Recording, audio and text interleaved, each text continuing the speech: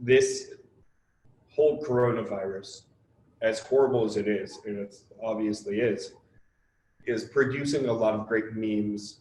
And the flip side to that is a lot of false information that you might see on social media or Facebook.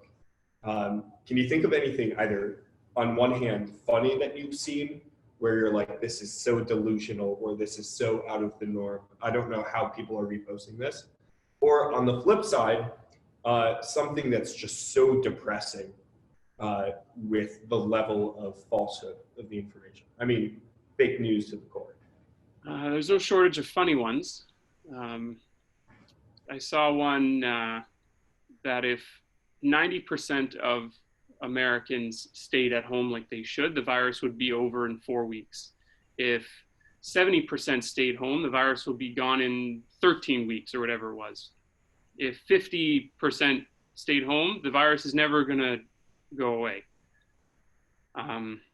So I found that a little shocking. But here in Canada, what did I see the other day? I saw an incontinence pad, like a kind of a diaper with ear loops, and I saw a guy walking into a mall with a diaper with ear loops. What? I thought was No, really? That was I had to do a double take on that one. Wow. That is absurd. I mean, was it very clearly a diaper? It was a piece of like healthcare equipment that PSWs use when they're changing people. So you had to know what you were looking at. Okay. As a healthcare individual, I had an idea of what it was. And I mean, good for this guy, right? He's being resourceful. You know, he or his wife might need it, or someone in the house. So he's using what he's got, but it's not protecting him from very much. Maybe pee. There was a spout of coronavirus in the Trudeau household. And I can think also with Boris Johnson, but this isn't a regular thing that at least world leaders, alpha leaders, are contracting the virus. I mean, we have cases in Iran and Italy and several other countries where parliamentarians have caught it. But in terms of alpha leaders and their families, I mean, I think about Trudeau and Boris Johnson. I might be missing someone out here. Is there any conversation about how the Trudeaus are doing? Well, it's been over 2 weeks since his wife contracted the illness. So I understand that nobody else in the house got sick. So I think she's clear. They haven't given an official update. And if they have, I missed it. But it just goes to show that this is the great equalizer. Nobody is above this. Doesn't matter how much money you throw at it or where you live or what you do. And that's really humbling. Now, the conversation about work itself, about the labor that's getting accomplished. I mean, a lot of people are out of work. Thank God I'm able to work from home. I'm really happy about that. A fair number of my friends have gotten laid off. They're no longer working. Are you working more than you normally work, or are you restricted by the number of hours that you're allowed to? I'm working the normal amount. Okay. Is that 40? I don't know how it is in Canada. It averages out to about 40 hours a week. Sometimes it's 36 hours a week. Sometimes it's 48, but on average it works out to around 40. So my buddy was in a paramedics course, and he wanted to be a fireman, and he made it through the course. But in the process of becoming a fireman, they essentially halted the classes. They halted the proposal for continuing that process, right? And if we thought that the virus was, if we thought the pandemic was a short-term, 1 month, 2 month, even 3 month thing, we could comfortably cancel cohorts from going into these emergency service professions, whether it's police or fire or paramedics, right? We were talking with someone earlier today from Bangladesh who said that because of the logistics of getting a possible vaccine to impoverished people in Bangladesh, the entire process could take up to 2 years for them. Now, I'm not saying that that's what we might see in Canada or the United States, But a year, if it were to be a year, that's a long time to go without a cohort. Do you think that the paramedic community is going to find ways around getting more labor supply into the field? I think we have a pool of trained paramedics who don't yet have jobs. So as soon as you graduate from a paramedic college with a paramedic program, you're one of, thousands, all trying to get a specific job working for a specific service. So I was one of the fortunate ones to get a job. A lot of my colleagues and people I know weren't so lucky. So I think our cohort is going to be okay. But the paramedics here where I work haven't started getting sick on a wide scale yet, like they have in New York City. So we'll have to see what happens when more of us get sick and are on 2 weeks quarantine, and then they'll start finding shortages of people power. Yeah. Now, how are your parents taking all this? Nervous, but they're also safe. My dad, who has pre-existing respiratory issues, is working from home. My mom is doing some video teaching. And both my brothers one was in school, the other one was working. Both of them are at home now. Wow. I mean, an idea that I'm trying to formulate and I haven't quite settled on is an idea of familial claustrophobia that we normally experience only a certain level of ability to tolerate the loved ones that we have around us. Like if you're married, your marriage is going great, but you're still going to work every day. You may still be going out with friends, take a break to go to the baseball game, whatever it is. And now if you're stuck inside with people all day, it can be really difficult. I know that a lot of families are struggling with this. I reached out to my students and I told them, listen, do the chores when you can do them without being asked. Try to relieve the stress.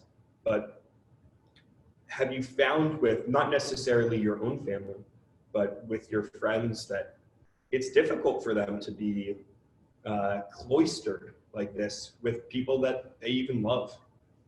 Absolutely. I think that feeling grows as you get older as well.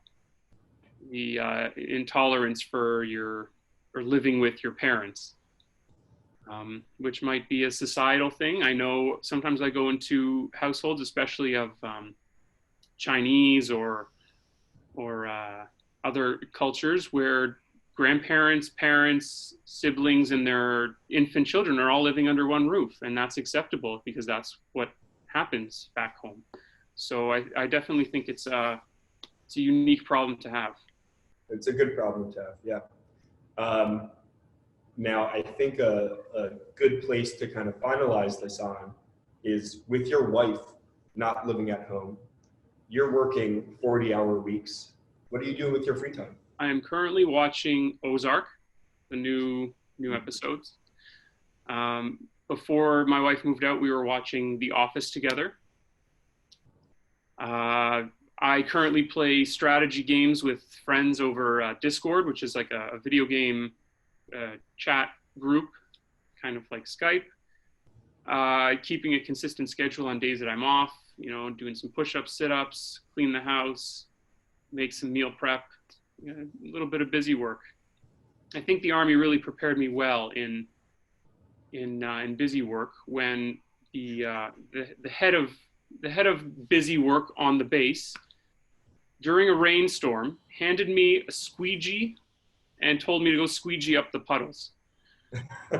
And it was a real lesson that just you gotta stay busy. One thing I certainly don't miss is painting rocks. I don't know if you had that. Rocks need to be painted. I heard a song on the radio. This was a turning point for me yesterday. There was a song on the radio. I think it's called Quarantine by like 21 Pilots. I'm not a pop music fan. And there have been these timetables.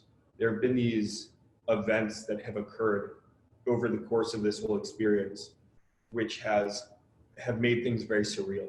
So seeing the first advertisements on TV about social distancing, or asking for blood donations, or this people streaming from home, there was this process of acclimation that I still haven't completely gone through.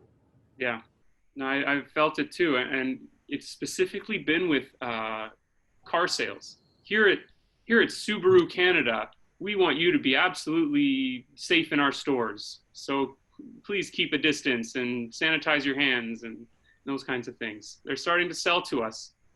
So I am a diehard capitalist at heart. And one of the things that I love is when I see large businesses doing things right. Like when Costco pays its employees well and gives benefits. I would probably rather support the small store, the mom and pop shop. But, part of the reason why you want to support the mom and pop shop is because they treat their employees well, right?